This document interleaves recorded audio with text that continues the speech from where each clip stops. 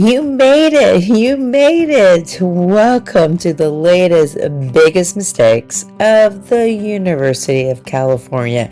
Yes, that's right. One application for 9 campuses. Okay, enough talking, more showing the boo-boos that you are not going to make because you're watching this. All right. When you create your account, try to make sure that you don't use your school email. Why? Because you may have blockers. Remember, the UC systems can verify any information you have here. This is your profile that you're putting out there. No transcripts. Majority of you won't put a letter of recommendation unless you're applying to a specialized program. Let's say like nursing or the arts at UCLA or Berkeley asks for a letter of recommendation. But most of you won't be doing that. And that's okay, because you're going to have a balanced list, and we'll talk about that in a minute. Make sure that you apply for the correct year that you're applying to. So we're going to pick this one right over here. And what are some common mistakes? One big mistake is the deadline date. You may see some other literature somewhere else or another program saying another date. You need to have that. And also, do you have your physical transcript with you so you can refer to it? It's so important. But for you California residents, do you know that you have an A to G list? So if we look at this A to G list right here, we're going to look at all the courses that have been pre-approved for each of the years that you were there at that high school. And it's going to indicate categories that they will accept, like, is it honors? And what I mean by categories here, is it an A, history, social science, 2 years? Now, the discipline part is going to be really important. Why? Well, if we scroll really quickly to the fine arts section, I know a lot of classes here, so you gotta take your time. This is not a last minute deal. If you have music here for 1 semester, say music theory, and then do chamber singers A, you fulfill that 1-year requirement. Don't believe me? Click on the I. All the information's there. Oh, look, I'm right. Same discipline. So make sure that you look at that. Oh, and notice how I clicked on here? Transcript abbreviation. So on the UC application, we'll show you in a minute. This is the only thing will show up. But if your transcript have one of these abbreviations, yes, you could use the titles over here. Okay, let's go back to the application and point out some common mistakes. Yeah, we're going to look at your name, because is this name consistent to the tax forms, to your transcript, all your profile on your school platforms for student information systems? They need to be the same. Why? So when they do get your transcript, when you matriculate to the campus, that it matches. Or when you do your FAFSA form, that's why I said tax forms. So remember, they're going to use your prior year. So please make sure they do match. And just make sure address is correct. Make sure there's no oopsie moments. Now, for those students who are undocumented or who have permanent residencies, you may get some questions later on. So just work with your college counselor to get more assistance on those matters. Now, remember, don't assume that if you put your ethnicity, it's used for UCs. They do not use ethnicities or this type of demographic information here. But if you have experiences about these areas, that's something you could use in your PIQs. Now, here is when they start looking at your information. Now, only when it's required do you have to enter this information. So make sure that you don't overestimate information and give information that would help the reader understand who you are. For your parents' information, like if they do have no high school experience and you're applying to college, that's awesome. Now, these titles, current job, it's okay that they're not exact, but help the reader have an idea what type of experience that they do have. And again, ask your school counselor if you do need help. Okay, again, be very careful for the statement of legal residency because they may ask further questions. Verification is a real thing. And also make sure to put, for you California residents, I understand this does not guarantee a residence classification for UC tuition. So you need to make sure that these information is correct because this could mean a big difference between in-state tuition and out-of-state tuition. Now, what's a huge mistake here? Oh my. So a balance list. Go for those super challenge schools. Go for the challenge. Go for the possible.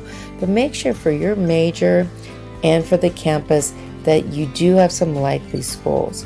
Here, I'm going to show you the UCs have here your first year class profile. So you could actually look at data on there about what the admissions rate per campus. So this may be a little bit different for your specific school, if you're, but use this information because you may apply to all super selective schools and then you won't find out if you got in until March and then you can't go, oh, I changed my mind. So make sure to look at some likely schools. It always varies by major. Merced, because it's the newest one. Santa Cruz, except like maybe for computer science, but remember it could change in a year. And do note that some programs will not have direct entry, like Riverside this time only has like a pre-engineering program. So really important to have a balanced list. Also, if a campus allows alternative majors, do take advantage of those. UCLA does not allow it, but if a campus does, do that because let's just say data science gets really impacted at UC Merced. That record number of applications last year.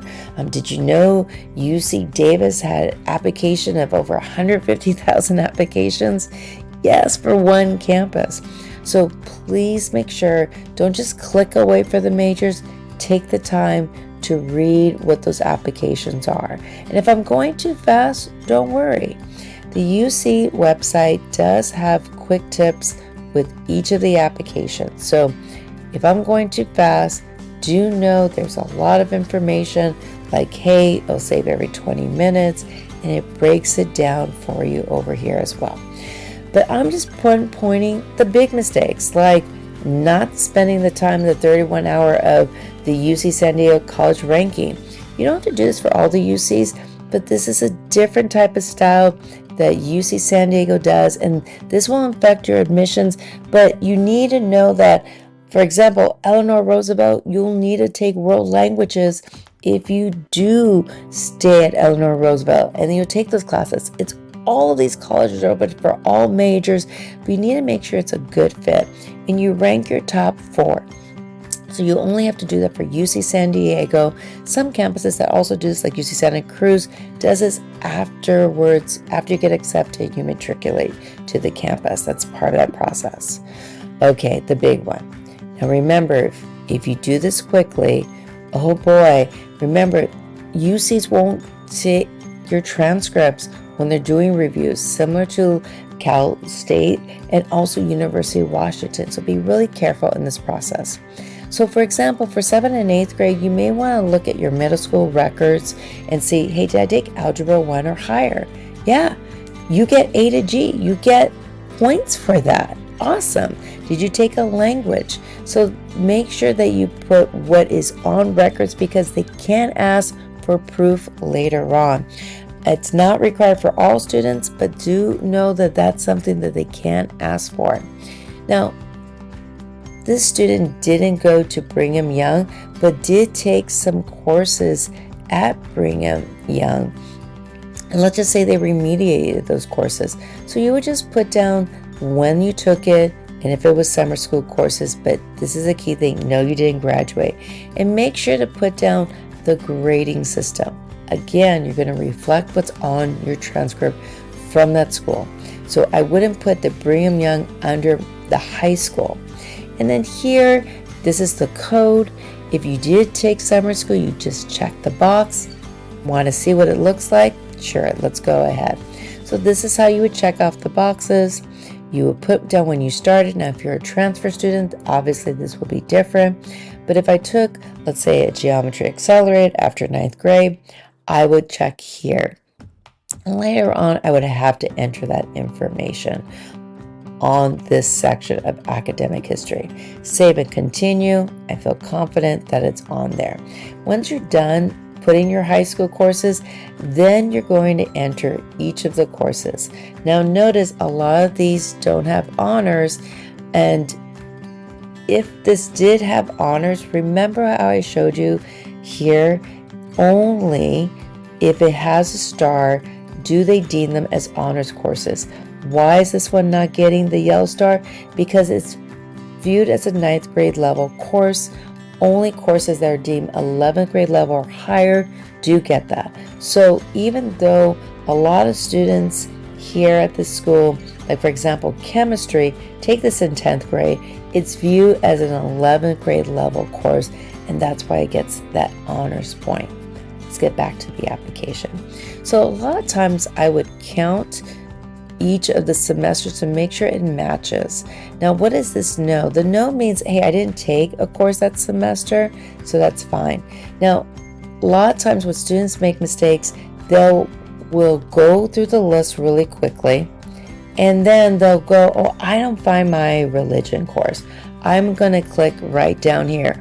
What are you doing? Don't do that. You have an A to G course. This is mainly for out-of-state students. So take the time. Go and compare. Count the numbers for that. So please make sure to be careful when you're doing that. And then this student did have some extra courses because they took extra classes outside of the regular school day, like dance workshop. Awesome. That's amazing. And then here's how you do your summer school courses. Pretty easy peasy, but you got to play with it and then have someone check it, especially your college counselor at your high school, because they know this. Again, same thing. Now, a lot of people are going to make a lot of mistakes here for visual performing arts. This high school put down visual performing arts as one full year, even though the student took it one semester now and one later. So you're going to put it in as the A to G list. So let me show you. You're going to click it, not put in I don't see the course, and put the letter grade. Grade 1 will be fall, grade 2 will be spring. No spring 2 grade, just put in no. As simple as that. And then you just save and continue, count them, make sure it matches. Like I said, look at the chemistry honors, it's on here. Now, a lot of times on other applications, because this religion class counts as English, they'll put that on non-UC, non-Cal, say, oh, this is an English class. No. That's only because it's on the A to G list. So just keep that in mind. Remember, all courses that you've earned on the transcript must be reported. And for the UCs, you do have to report all courses, even if you made up a D or F. They want to see all of them, and they'll do all the validation, recalculation for your GPA independently outside the courses. Now here, for those students who took courses outside of their high school, let's say I remediated this course, I'm just going to leave these blank during the school year and then enter it in. You do know that everything's being completed correctly with the check marks over here. Now let's look at 11th grade. What's a big boo-boo that a lot of students make? They forget the religion, right? Because look, if I count 2, 4, 6, 8, 10, 12, perfect. Most students get 12 unless you have an 8th period class or you have a study hall period. Let's keep going. Now this is where the most mistakes happen. 12th grade year, because you're exhausted. Maybe you're doing this late at night. You're not getting it double checked. So the nice thing for this school, for this semester, everything's on the A to G list. Everything, except maybe TA. What? Or wellness. What? Okay, I'll enter it back here. No. We're going to put that in activities. And I'll show you where you would do that, because there's actually a section called non-A to G courses. Yep, it is on there. So here, because you haven't earned your grades, you're going to put IP for in progress and PL for plant. Easy peasy, except you just got to take your time and count the courses. Make sure, remember what I mentioned to you about visual performing art courses. And then if you in an activity that counts as a course, make sure it appears on your transcript, because if it doesn't, oh boy, do you know that they could take away your acceptance? And you won't find that out in August. Oh boy. So please make sure this is all on your transcript. And you can get a transcript from the counseling section. Now this goes out to those wonderful students. Well, hey, all of you are wonderful, but for those who made their summers a little bit extra wonderful at a community college and took some courses, do enter them here. This is where you put them in, not in the high school, but in the college section right here. Now I'm going to skip this for a second, but kind of look how you did it. Maybe you did it at Foothill, maybe at the College of Marin. You put it over here. Awesome. And you put the summer that you took it. But maybe you're in the dual enrollment course that's with your high school and at San Francisco State University. If you're a fall student, you would put it here. But if it's spring, it'll be listed as spring 2026 with the dates of January to May 2026. The rest will stay the same. And you put, I finished adding my courses. Okay. And then for the fall kids, this is where you'll enter ETHS 101, first year experience in ethnic studies 3.0, college level, in progress, right? And yes, you put down B as in English on here because the UCs have a policy that you can't not write it twice.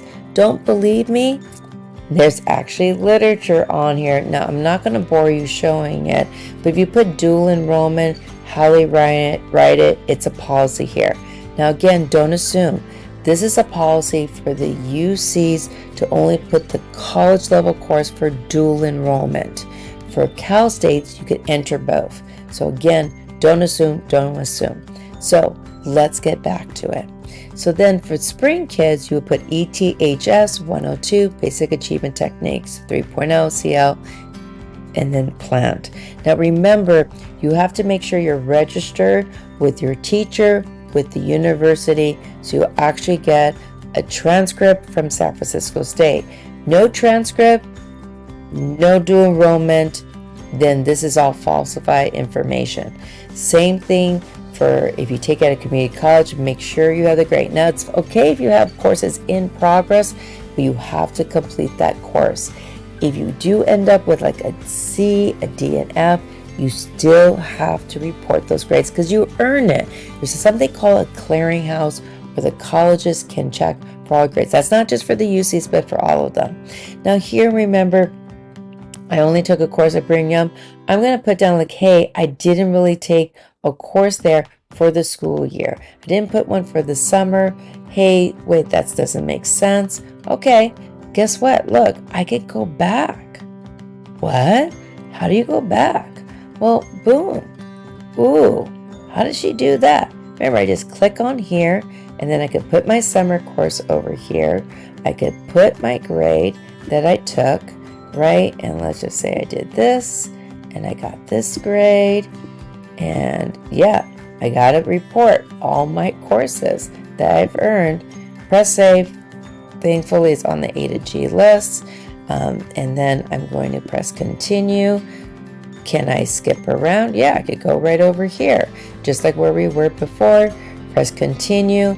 This is where I do. So this will pop up. This pops up for your main high school. Oh no, you did something wrong. But if you did courses outside another high school to remediate or advance, you're not going to have a full batch of courses. So you just click, I confirm I have no courses for that school year. But you notice I did enter for the summer. Now, are there any special circumstances you couldn't get into a course? Or, hey guys, you dual enrollment kids, if you did take it, this is something you want to enter in there because you are taking that dual enrollment course that does count as a social science at San Francisco State, but it counts as an English course for the high school. So that's the language you'll write. But be careful of the word count because look, it will chop it off. So do be careful. So feel free to play with it on a Google Doc and then copy and paste it on there. So this is just one example of many of what you could write over here, or I could write why I got that D, etc., etc. Then we're going to press save and continue. Yay! Do I have everything checked? You got to check that. Not in that speed. Don't be like, oh my goodness. That's the way to do it. Now, for AP exams, a lot of people are saying a 3 is not good. Are you kidding me? UCs and Cal States love those 3s. So 3 or higher, definitely post those on here. Just because the UCs and Cal States are test-free, that doesn't mean they won't accept those AP scores. But you don't have to send them. This is an honor code, so you just need to make sure that you send them in July when all the results. For this student, right, they don't have IB exams. That's like schools like Convent of Sacred Heart, so don't worry about that. This is for international students, easy peasy. You say no, no again here, and then again just review. So notice it's just AP. Even if you got perfect ACT or SAT, they will not use that for admissions.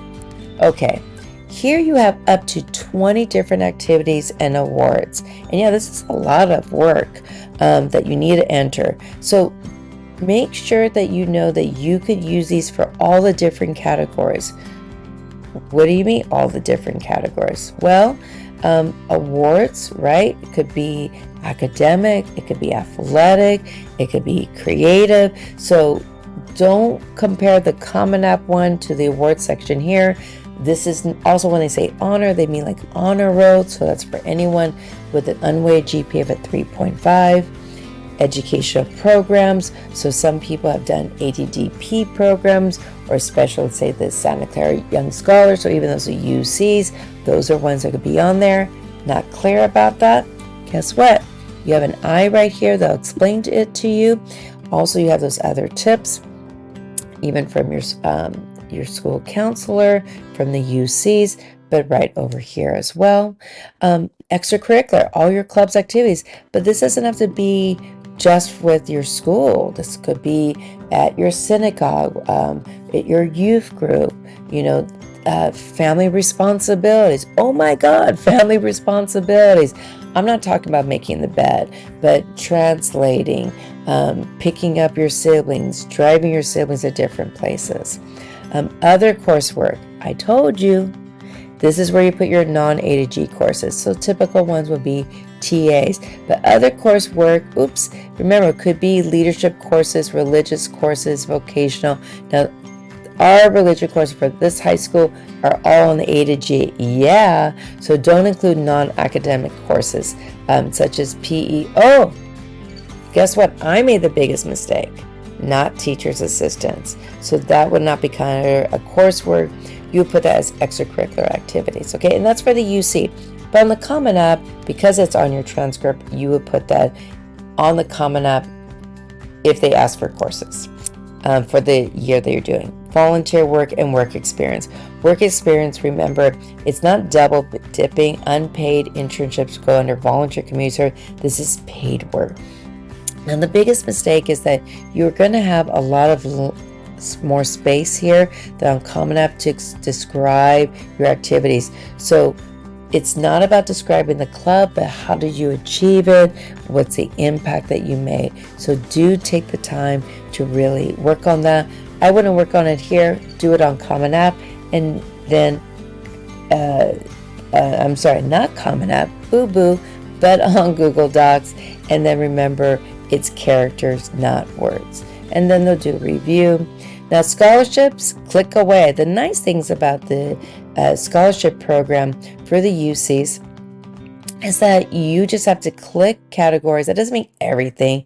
Be sincere about what you're interested in, and you may get contacted for programs. So really take the time to look at all of these. You may overlook something. Often students do. Support programs, education opportunity programs are for students who are first gen and or from low income. So on the Cal States, it's first gen and low income. So do keep in mind the application process for the Cal State and EOP are different. This is not a required field, but if this is something that's of interest for you, please take advantage. That's all you need to do here. And in case of your foster youth, there is a UC foster youth program.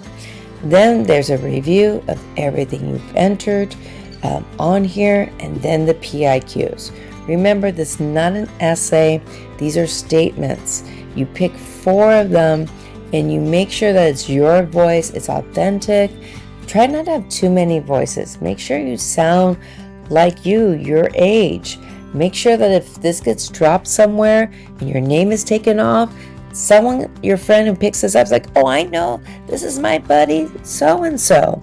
So it's like an interview on paper. So really know that the UCs are looking at all of this for admissions. This is not the only thing that's going to get you in, but it's one of the key elements, of course, based on everything else that you've entered. Now, the additional comments here, this is not required, but it's 550 words, not to extend your PIQs, not to extend what you put for activities, but if there's anything else, it may be unusual circumstances, or but this is not an essay or anything that may be unclear, or other parts of the application. A lot of times I tell students, pretend you're in an interview, you enter all this information, and the interviewer asks, is there anything else you haven't mentioned you want us to consider in your high school years, right? This is the place. But remember, it's not an essay. It's more of, hey, by the way, I want to let you know. And I have a lot of times people say, you know what? I've entered it all there. It's fine to leave it blank, right? It's about quality, not quantity. Then it's the big review of all your essays on here. Please make sure to review that, because the reader's going to be like, what's going on if they see something like this. When you submit your application, make sure that when you start the submission, it meets that timeline. If you submit it by October 1st, that doesn't mean you get first priority. But if you submit it at midnight after the deadline date, oh no. Fee waivers will be available if you don't qualify for the fee waiver here, but at your high school you're considered a Sobrino student, get significant financial assistance, or let's just say there's some really unusual financial hardship this year. Go see your SI college counselor regarding about next steps in the process, and be supportive with your other classmates. Trust what's in black and white from the university that you're applying to. There are guides that they have over here. So much help. Be careful to use these blogs, because these are opinions from strangers, not necessarily from the decision makers. And remember to have a balanced list of all the campuses. I know it's a lot. This is a big application, so make sure to have a good timeline. Wow them with you, believe in you, and you got this, and we're here for you.